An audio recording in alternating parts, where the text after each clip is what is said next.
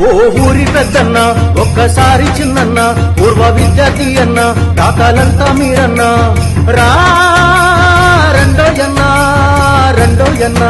ఆటాడే పెద్దమ్మ చేయిచ్చే చిన్నమ్మ మీ గుర్తుగా మా అమ్మ మొక్క నాటి మీరమ్మ రా రెండోయమ్మ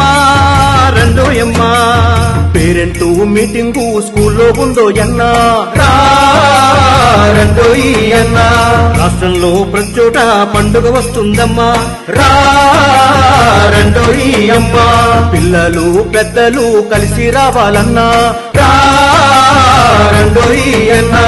అధికారులు